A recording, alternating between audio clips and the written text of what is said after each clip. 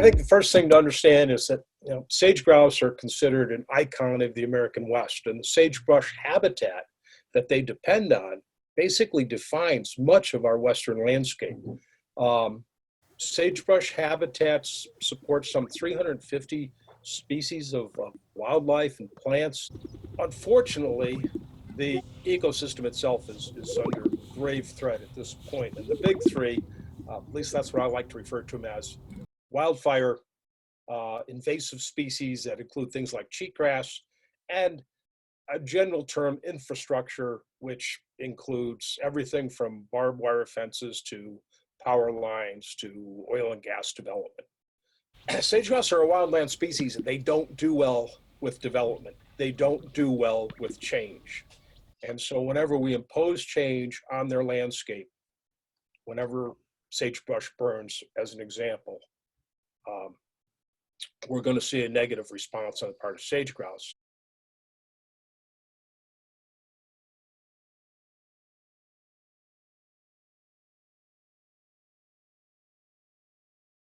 One of the things to understand is that we know collectively more about sage-grouse than we do pretty much any other Western wildlife species. We've been actively studying, conducting research on sage-grouse since the 1930s.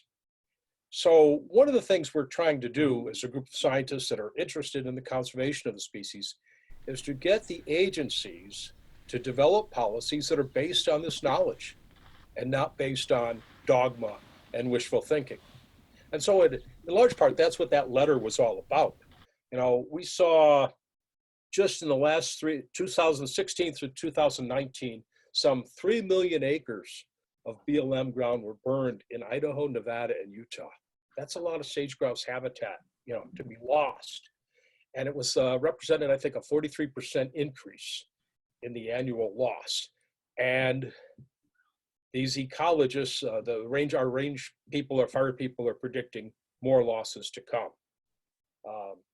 So again, we were trying to get the BLM to understand that, yeah, we have these data and they need to consider the data, the population declines, the habitat loss, as they go through and develop management programs. Sadly, that doesn't seem to be going on. We don't see much evidence that BLM wants to, or is in any meaningful way, considering the evidence right in front of us, the evidence that the state fish and wildlife agencies are presenting to them right now, the evidence that their own agency, in terms of habitat loss, is presenting.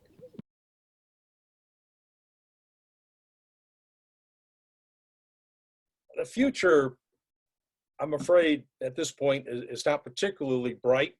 We've seen sage-grouse populations decline considerably over the last 4 or 5 years for nine Western states. Populations since 2015 have declined by up to 61%, and the average decline has been well over 40%.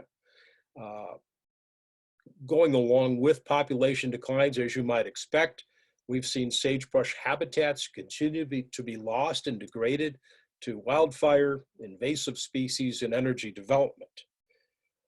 One of the things that I believe really needs to happen is that we need to base our land management on science, on the knowledge that I referred to earlier, and not simply on politics or what works today with a particular interest group. Policy needs to be informed by knowledge.